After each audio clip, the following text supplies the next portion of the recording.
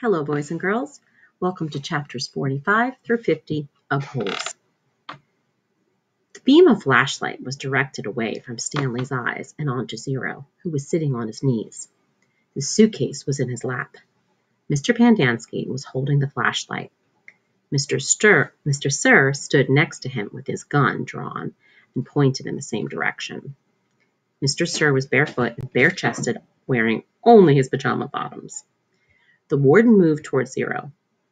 She was also in her bedclothes, wearing an extra-long t-shirt. Unlike Mr. Sir, however, she had on her boots. Mr. Pandansky was the only one fully dressed. Perhaps he had been on guard duty. Off in the distance, Stanley could see two more flashlights bobbing toward them in the darkness. He felt hopeless in the hole. "You boys arrived just in the nick," the warden started to say. She stopped talking, and she stopped walking. Then she slowly backed away. A lizard had crawled up on top of the suitcase. Its big red eyes glowed into the beam of the flashlight. Its mouth was open, and Stanley could see its white tongue moving in and out between its black teeth. Zero sat as still as a statue. A second lizard crawled up over the side of the suitcase and stopped less than an inch away from Zero's little finger. Stanley was afraid to look, and afraid not to. He wondered if he should try to scramble out of the hole before the lizards turned on him, but he didn't want to cause any commotion. The second lizard crawled across Zero's fingers and halfway up his arm. It occurred to Stanley that the lizards were probably on the suitcase when he handed it to Zero. "There's another one," gasped Mr. Pandansky. He shined the flashlight on the box of Frosted Flakes, which lay on its side between Stanley's hole. A lizard was crawling out of it. The light also illuminated Stanley's hole. He glanced downward and had to force himself to suppress a scream. He was standing in a lizard nest. He felt the scream explode inside him. He could see 6 lizards. There were 3 on the ground, 2 on his left leg, and 1 on his right sneaker. He tried to remain very still. Something was crawling up the back of his neck. 3 other counselors approached the area. Stanley heard one say, "What's going?" and then whisper, "Oh my God, what do we do?" asked Mr. Pandansky. "We wait," said the warden. "It won't be very long." "At least we'll have a body to give that woman," said Mr. Pandansky. "She's going to ask a lot of questions," said Mr. Sir, "and this time she'll have the AG with her." "Let her ask her questions," said the warden. "Just so long as I have the suitcase, I don't care what happens." "Do you know how long?" Her voice trailed off, then started up again. "When I was little, I'd watch my parents dig holes every weekend and holiday. When I got bigger, I had to dig too, even on Christmas." And I want you to think about how her family could be connected to the story and who she could possibly be related to if she grew up digging holes in search of a lost fortune. Stanley felt tiny claws dig into the side of his face as the lizard pulled itself off his neck and up past his chin. "It won't be long now," said the warden. Stanley could hear his heartbeat. Each beat told him he was still alive, at least for 1 more second. Chapter 46. 500 seconds later, his heart was still beating. Mr. Pandansky screamed. The lizard, which had been in the cereal box, was springing toward him. Mr. Sir shot in midair. Stanley felt the blast shatter and the air around him. The lizard scurried frantically across his very still body. He did not flinch. A lizard ran across his closed mouth. He glanced at Zero, and Zero's eyes met his. Somehow they were both still alive, at least for 1 more second. 1 more heartbeat. Mr. Sir lit a cigarette. "I thought you quit," said one of the other counselors. "Yeah, well, sometimes sunflower seeds just won't cut it." He took a long drag on his cigarette. "I'm going to have nightmares the rest of my life." "Maybe we should just shoot them," suggested Mr. Pandansky. "Who?" asked a counselor. The lizards or the kids? Mr. Pandansky laughed grimly. The kids are going to die anyway, he laughed again, and at least we got plenty of graves to choose from. Oh, just that idea, all those holes. Goodness. Whew. We've got time, said the warden. I've waited this long. I can wait another few. And her voice trailed off. Stanley felt a lizard crawl in and out of his pocket. We're going to keep our story simple, said the warden. That woman's going to ask a lot of questions. The AG, which is an attorney general, think like a head lawyer for the state, will most likely initiate an investigation. So this is what happened. Stanley tried to run away in the night, fell in a hole, and the lizards got him. That's it. We're not even going to give them Zero's body. As far as anybody knows, Zero doesn't exist. Like Mom said, we got plenty of graves to choose from. Why would he run away if he knew he was getting released today, said Mr. Pandansky. Who knows? He's crazy. That's why we couldn't release him yesterday. He was delirious, and we had to keep watch over him so he wouldn't hurt himself or anybody else. She's not going to like it, said Mr. Pandansky. She's not going to like anything we tell her, said the warden. She stared at Zero and at the suitcase. Why aren't you dead yet? She asked. Stanley only half listened to the talk of the counselors. He didn't know who that woman was or what AG meant. He didn't even realize they were initials. It sounded like one word, Ag. His mind was focused on the tiny claws that moved up and down his skin and through his hair. He tried to think about other things. He didn't want to die with the images of the warden, Mr. Sir, and the lizards etched into his brain. Instead, he tried to see his mother's face. His brain took him back to a time when he was very little, all bundled up in a snowsuit. He and his mother were walking hand in hand, mitten in mitten, and when they both slipped on some ice and fell and rolled down a snow-covered hillside, they ended up at the bottom of the hill. He remembered he almost cried, but instead he laughed. His mother laughed too. He could feel the same light-headed feeling he felt then, dizzy from rolling down the hill. He felt the sharp coldness of the snow against his ear.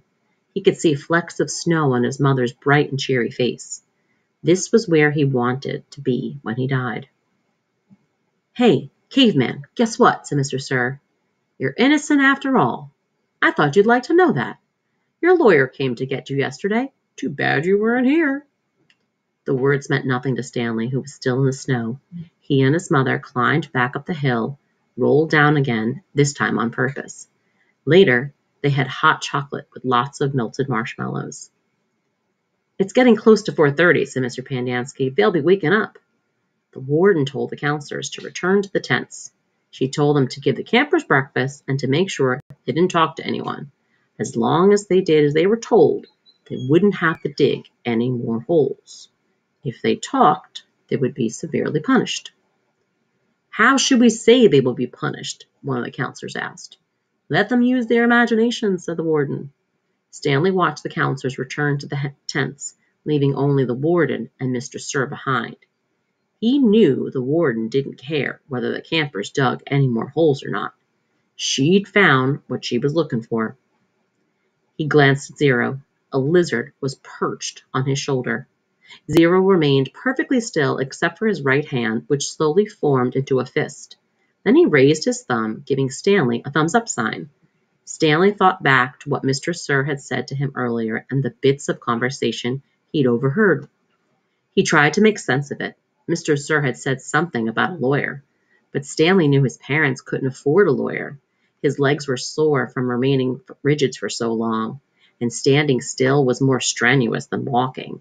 He slowly allowed himself to lean against the side of the hole. The lizards didn't seem to mind. Chapter 47. The sun was up, and Stanley's heart was still beating. There were 8 lizards in the hole with him. Each one had exactly 11 yellow spots.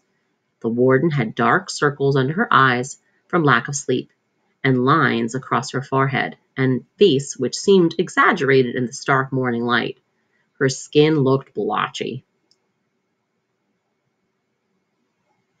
Satan, said Zero. Stanley looked at him. Unsure if Zero had even spoken. He just imagined it. Why don't you go see if you can take the suitcase from Zero, the warden said. Yeah, right, said Mr. Sir. The lizards obviously aren't hungry, said the warden. Then you can get the suitcase, said Mr. Sir. They waited. Satanly,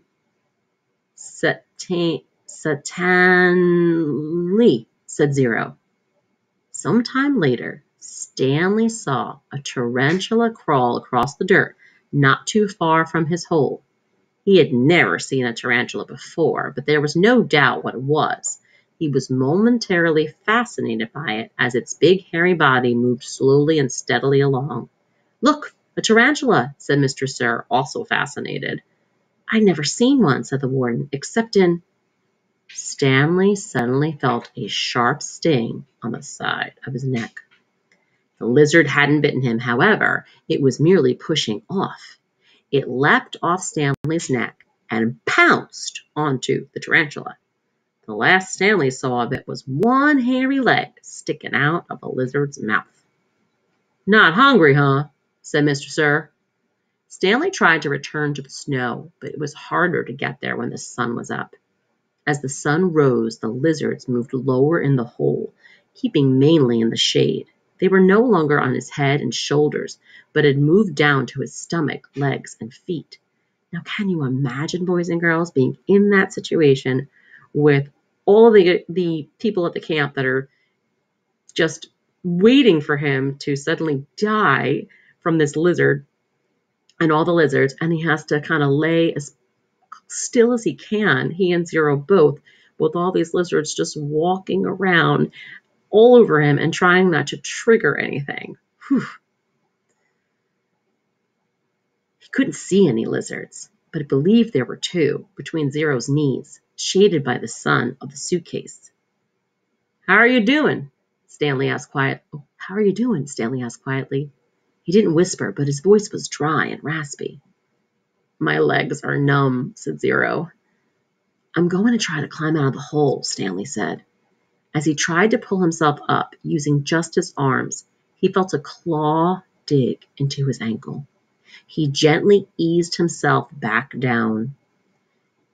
Is your last name your first name backwards? Zero asked. Stanley stared at him in amazement. Had he been working on that all night? He heard the sound of the approaching cars. Mr. Sir and the warden heard it as well. You think it's them? Asked the warden. It ain't Girl Scouts selling cookies, said Mr. Sir. He heard the cars come to a stop and the doors open and shut. A little while later, he saw Mr. Pendanski and two strangers coming across the lake. One was a tall man in a business suit and a cowboy hat, and the other was a short woman holding a briefcase. The woman had to take 3 steps for every 2 taken by the man. Stanley Yelnats, she called, moving out ahead of the others. I suggest you don't come closer, said Mr. Sir. You can't stop me, she snapped, and then took a second glance at him, wearing pajama pants and nothing else. We'll get you out of here, Stanley, she said. Don't you worry. She appeared to be Hispanic with straight black hair and dark eyes. She spoke a little bit of with a Mexican accent, trilling her R's, kind of rolling her R's. What in tarnation, the tall man exclaimed as he came up behind her. She turned on him. I'm telling you right now, if any harm comes to him, we will be filing charges not only against Miss Walker and Camp Green Lake. Did you hear her last name? But the entire state of Texas as well. Child abuse, false imprisonment, torture. Now think about where you've heard the name Walker before and who her family could be. The man was more than a head taller than she and was able to look directly over her as he spoke to the warden. How long have they been in there? All night, and as you could see by the way we're dressed, they snuck into my cabin while I was asleep and stole my suitcase. I chased after them, and they ran out here and fell into the lizard's nests. I don't know what they were thinking. That's not true, said Stanley. Stanley, as your attorney, I advise you not to say anything, said the woman, until you and I have had a chance to talk in private. Stanley wondered why the warden lied about the suitcase. He wondered who it legally belonged to. That was one thing he wanted to ask his lawyer, if she really was his lawyer. "It's a miracle they're still alive," said the tall man. "Yes, it is," the warden agreed, with just a trace of disappointment in her voice. "And they better come out of this alive," Stanley's lawyer warned. "This wouldn't have happened if you'd released him to me yesterday." "It wouldn't have happened if he wasn't a thief," said the warden. "I told him he would be set free today, and I guess he decided he'd try to take some of my valuables with him. He's been delirious for the last week." "Why didn't you release him when she came to you yesterday?" the tall man asked. "She didn't have the proper authorization," said the warden. "I had a court order." That's like an order from the judge saying to follow a rule or an action. "It was not authenticated," said the warden. "Authenticated? It was signed by the judge who sentenced him." Authenticated means official, wasn't real enough. She's just making excuses. "I needed authentication from the Attorney General," that's the AG, said warden. "How do I know it's legitimate?" Legitimate means it's verified, it's real, it's not fake. "The boys in my custody have proven themselves dangerous to society. Am I supposed to just turn them loose anytime someone hands me a piece of paper?" "Yes," said the woman, "if it's a court order." "Stanley has been hospitalized for the last few days," the warden explained. "He's been suffering from hallucinations and delirium. Ranting and raving, he was in no condition to leave. The fact that we're trying to steal from me on one day before his release just proves." Stanley tried to climb out of his hole, using mostly his arms so as not to disturb the lizards too much. As he pulled himself upward, the lizards moved downward, keeping out of the sun's direct rays. He swung his legs up and over, and the last of the lizards hopped off. "Thank God!" exclaimed the warden. She started toward him and then stopped. A lizard crawled out of his pocket down his leg. Stanley was overcome by a rush of dizziness and almost fell over. He steadied himself, then reached down, took hold of Zero's arm, and helped him slowly to his feet. Zero still held the suitcase. The lizards, which had been hiding under it, scurried quickly into the hole. Stanley and Zero staggered away. The warden rushed to them. She hugged Zero. "Thank God you're alive," she said, as she tried to take the suitcase from him. He jerked it free. "It belongs to Stanley," he said. "Don't cause any more trouble," the warden warned. "You stole it from my cabin, and you've been caught red-handed. If I press charges, Stanley might have to return to prison. Now I'm willing, in view of all the circumstances, to—" "It's got his name on it," said Zero. Stanley's lawyer pushed past the tall man to have a look. "See?" Zero showed her. "Stanley Yelnats." Stanley looked too. And there, in big black letters, was Stanley Yelnats. The tall man looked over the heads of the others at his name on the suitcase. "You say he stole it from your cabin?" The warden stared at it in disbelief. "That's impossible. It's impossible." She couldn't even say it. Chapter 48. They slowly walked back to camp. The tall man was the Texas Attorney General, like the head lawyer in the state, the chief law enforcement officer for the state. Stanley's lawyer was named Miss Marengo. Stanley held the suitcase. He was so tired and he couldn't think straight. He felt as if he was walking in a dream, not quite able to comprehend what was going on around him. They stopped in front of the camp office. Mr. Sir went inside to get Stanley's belongings. The Attorney General told Mr. Pandansky to get the boys something to drink and eat. The warden seemed as dazed as Stanley. "You can't even read," she said to Zero. Zero said nothing. Miss Marengo put a hand on Stanley's shoulder and told him to hang in there. He would see his parents soon. She was shorter than Stanley, but somehow gave the appearance of being tall. Mr. Pandansky returned with 2 cartons of orange juice and 2 bagels. Stanley drank the juice, but didn't feel like eating anything. "Wait," the warden explained. "I didn't say they stole the suitcase. It's his suitcase, obviously, but he put my things from the cabin inside it." "That isn't what you said earlier," said Miss Marengo. "What's in the suitcase?" the warden asked Stanley. "Tell us what's in it. Then we'll open it and see." Stanley didn't know what to do. Stanley, as your lawyer, I advise you not to open the suitcase, said Miss Marengo. He has to open it, said the warden. I have the right to check the personal property of any of the detainees. How do I know there aren't drugs or weapons in there? He stole a car, too. I have a witness. She was nearly hysterical. He is no longer under your jurisdiction, which means your rule. She doesn't have responsibility for him anymore, said Stanley's lawyer. He has not been officially released, said the warden. Open the suitcase, Stanley. Do not open it, said Stanley's lawyer. Stanley did nothing. Mr. Sir returned from the office with Stanley's backpack and clothes. The Attorney General handed Miss Marengo a sheet of paper. You're free to go, he said to Stanley. I know you're anxious to get out of here, so you can just keep the orange suit as a souvenir or burn it, whatever you want. Good luck, Stanley. He reached out his hand to shake, but Miss Marengo hurried Stanley away. Come on, Stanley, she said. We've got a lot to talk about. Stanley stopped and turned to look at Zero. He couldn't just leave him here. Zero gave him a thumbs up. I can't leave Hector, Stanley said. I suggest we go, said his lawyer, with a sense of urgency in her voice. I'll be okay, said Zero. His eyes shifted towards Mr. Pandansky on one side of him, then to the warden and Mr. Sir on the other.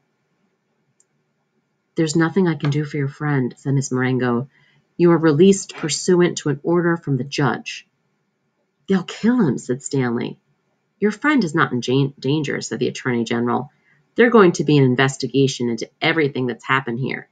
For the present, I'm taking charge of the camp. Come on, Stanley, said his lawyer. Your parents are waiting. Stanley stayed where he was. His lawyer sighed. May I have a look at Hector's file? She asked. Certainly, said the Attorney General. Miss Walker, go get Hector's file. She looked at him blankly. Well? The warden turned to Mr. Pandansky. Bring me Hector Zoroni's file. He stared at her. Get it, she ordered. Mr. Pandansky went into the office. He returned a few minutes later, announced the file was apparently misplaced. The Attorney General was outraged. What kind of camp are you running here, Miss Walker? The warden said nothing. She stared at the suitcase. The Attorney General assured Stanley's lawyer that he would get the records. Excuse me while I call my office. He turned back to the warden. I assume the phone works? He walked back into the camp office, slammed the door behind him. A little while later, he reappeared and told the warden he wanted to talk to her. She cursed, then went inside. Stanley gave Zero a thumbs up. Caveman, is that you? He turned to see Armpit and Squid coming out of the rec room. Squid shouted back into the rec room. Caveman and Zero are out here. Soon, all the boys from Group D had gathered around him and Zero. Good to see you, man, Armpit said, shaking his hand. We thought you were buzzard food. Those are like vultures. Stanley is being released today, said Mr. Pandansky. Way to go, said Magnet, hitting him on one shoulder. And you didn't even have to step on a rattlesnake, said Squid. Now that's a reference to what they think Barfbag may have done on purpose at the start of the book. Even Zigzag shook Stanley's hand. Sorry about, It's cool, said Stanley. We had to lift the truck clear out of the hole, Zigzag told him. It took everybody in C, D, and E. We just picked it right up. It was really cool, said Twitch. X-Ray was the only one who didn't come over. Stanley saw him hang back behind the others a moment and then return to the rec room. Guess what, said Magnet, glancing at Mr. Pandansky. Mom says we don't have to dig any more holes. That's great, Stanley said. Will you do me a favor? Asked Squid. I guess, Stanley agreed, somewhat hesitantly. He's not really sure he wants to do it. I want to... He returned to Miss Marengo. Hey, lady, do you have a pen and paper I can borrow? She gave it to him, and Squid wrote down a number, which he gave to Stanley. Call my mom for me, okay? Tell her I said I was sorry. Tell her Alan said he was sorry. Stanley promised he would. Now you be careful out in the real world, said Armpit. Not everyone is as nice as us. Stanley smiled. The boys departed when the warden came out of the office. The Attorney General was right behind her. My office is having some difficulty locating Hector Zeroni's records, the Attorney General said. So you have no claim of authority over him? Asked Miss Marengo. I didn't say that. He's in the computer. We just can't access his records. It's like they've fallen through a hole in cyberspace. A hole in cyberspace, Miss Marengo repeated. How interesting. When is his release date? I don't know. How long has he been here? Like I said, I can't. So what are you planning to do with him? Keep him confined indefinitely without reason, while you go crawling back through holes in cyberspace? The Attorney General stared at her. He was obviously incarcerated, which means imprisoned, for a reason. Oh, and what reason was that? Now, without records, you don't know why he's there. I remember Mr. Pandansky said he couldn't erase his records, but would make it very difficult to trace anything or any information. So it would be kind of like he didn't exist. Oh, and what reason was that? The Attorney General said nothing. Stanley's lawyer took hold of Zero's hand. Come on, Hector, you're coming with us. Chapter 49. There never used to be yellow-spotted lizards in the town of Green Lake. They didn't come to that area until after the lake dried up. But the townsfolk had heard about the red-eyed monsters living in the desert hills. One afternoon, Sam, the onion man, and his donkey, Mary Lou, were returning to his boat, which was anchored just a little offshore. It was late in November, and the peach trees had lost most of their leaves. Sam, someone called. He turned around to see 3 men running after him, waving their hats. He waited. Afternoon. Walter, Bo, Jesse. He greeted them as they walked up, catching their breath. Glad we caught you, said Bo.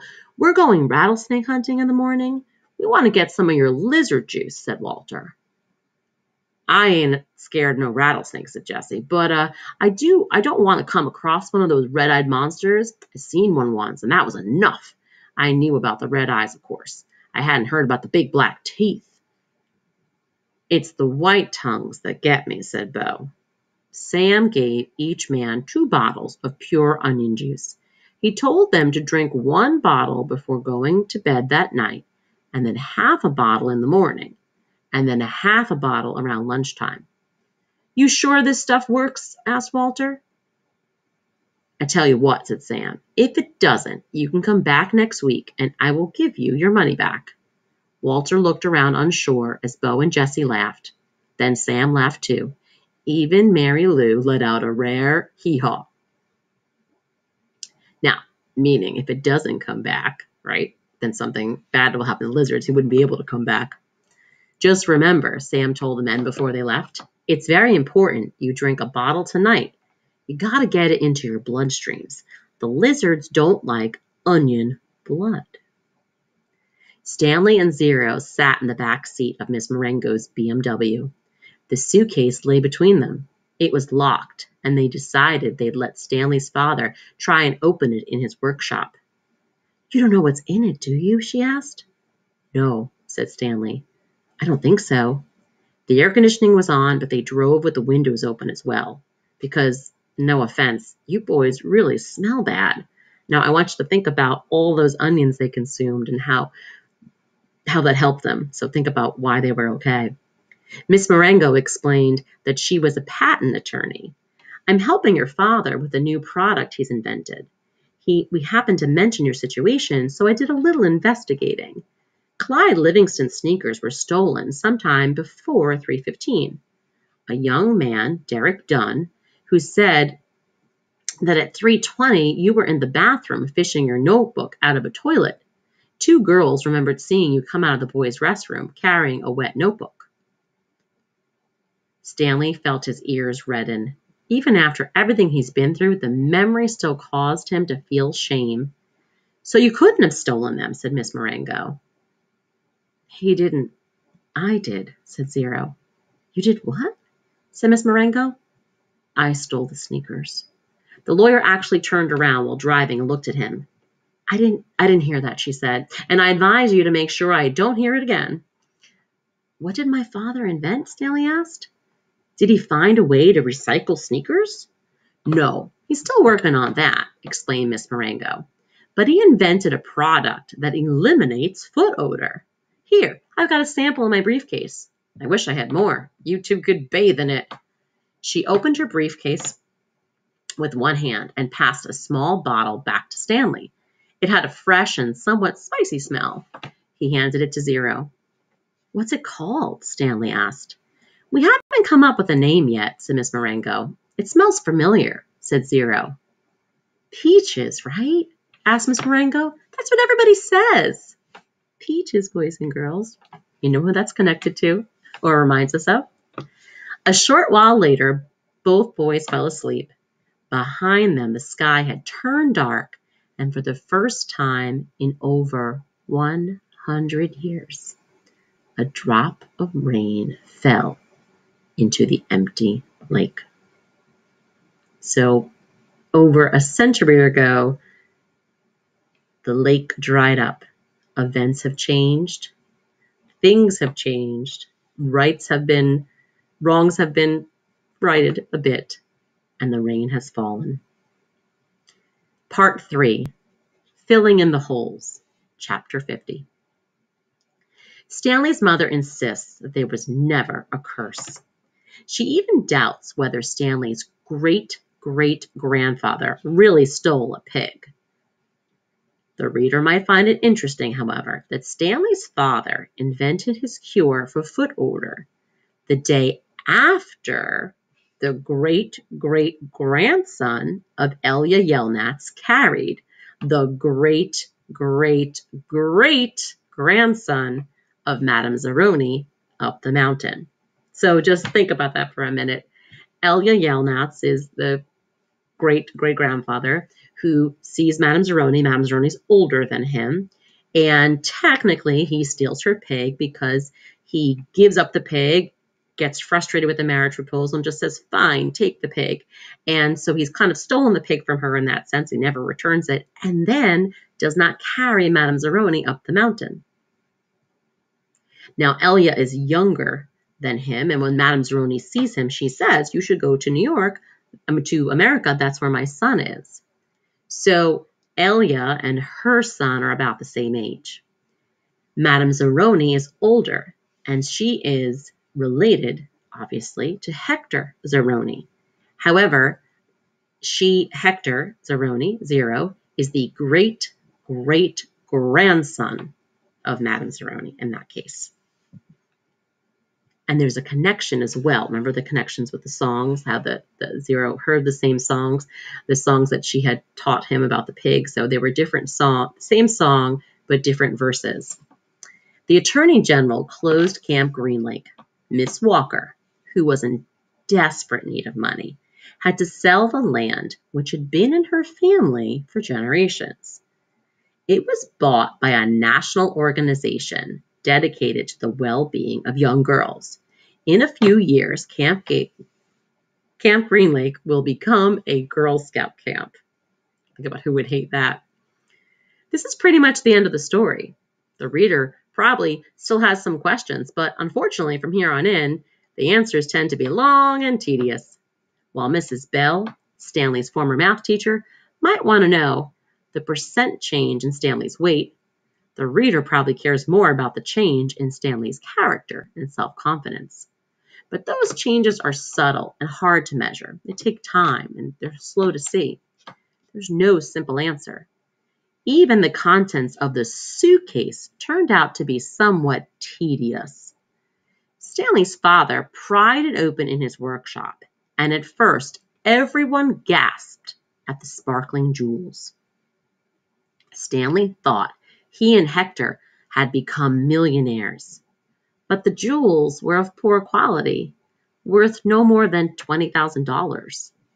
Underneath the jewels was a stack of papers that had once belonged to the first Stanley Yelnats. Now, Stanley Yelnats is the son of Elia, who went to Madame Zeroni. These consisted of stock certificates, deeds of trust, and promissory notes. They're hard to read and even more difficult to understand. Miss Marengo's law firm spent more than 2 months going through all of the papers. They turned out to be a lot more valuable than the jewels. And after legal fees and taxes, Stanley and Zero each received less than $1 million. But not a lot less. It was enough for Stanley to buy his family a new house with a laboratory in the basement, and for Hector to hire a team of private investigators. But it would be boring to go through all the tedious details, all the little details and minor parts of all the changes in their lives. Instead, the reader will be presented with one last scene, which took place almost a year and a half after Stanley and Hector left Camp Green Lake. You will have to fill in the holes for yourself. There was a small party at the Yelnats' house. Except for Stanley and Hector, everyone there was an adult. All kinds of snacks and drinks were set out in the corner, including caviar, champagne, and fixings to make ice cream sundaes. The Super Bowl was on television, but nobody was really watching. It should be coming out the next break, Miss Marengo announced. A timeout was called in the football game, and a commercial came on the screen. Everyone stopped talking and watched. The commercial showed a baseball game. Amid a cloud of dust, Clyde Livingston slid into home plate as the catcher caught the ball and tried to tag him out. "Safe," shouted the umpire as he signaled with his arms. The people at Stanley's house cheered as if the run really counted. Clyde Livingston got up and dusted the dirt off his uniform, and he made his way out back to the dugout. He spoke to the camera. "Hi, I'm Clyde Livingston, but everyone around here calls me Sweet Feet." "Way to go, Sweet Feet," said another baseball player, slapping his hand. Besides being on the television screen, Clyde Livingston was also sitting on the couch next to Stanley. Now, before we go any further, remember what they said about his shoes, how stinky they were? And I think even Clyde Livingston commented on it too. And I want you to think about what the powder, the odor-eating powder, what it smells like, peaches. And he was known for Sweet Feet because he was so fast. So I want you to think about who might be sponsoring this commercial. "But my feet weren't always sweet," the television Clyde Livingston said as he sat down on the dugout bench.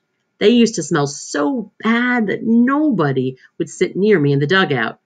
"They really did stink," said the woman sitting on the couch on the other side of Clyde. She held her nose with one hand and fanned the air with the other. Clyde shushed her. "Then a teammate told me about sploosh." I get the idea. Sploosh, where'd that come from? Said the television Clyde. He pulled a can of sploosh out from under the dugout bench and held it for everyone to see. "I just spray a little on each foot every morning, and now I really do have sweet feet. Plus, I like the tingle." "Sploosh," said a voice, "a treat for your feet, made with all natural ingredients, as it neutralizes odor-causing fungi and bacteria. Plus, you'll like the tingle." Everyone at the party clapped their hands. "He wasn't lying," said the woman who sat next to Clyde. "I couldn't even be in the same room with his socks." The other people at the party laughed. The woman continued, "I'm not joking. It was so bad."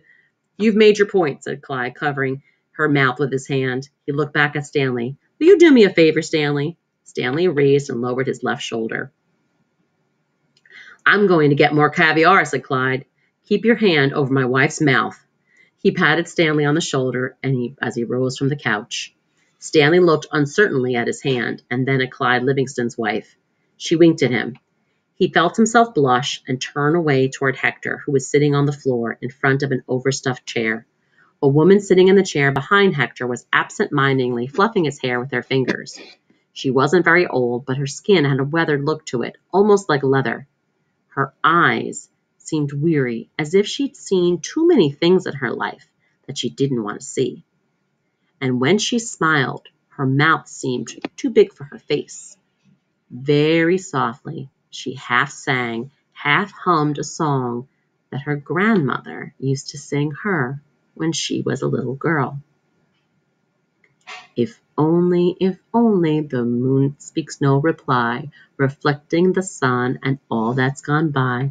Be strong, my weary wolf, turn around boldly, fly high, my baby bird, my angel, my only. Oops.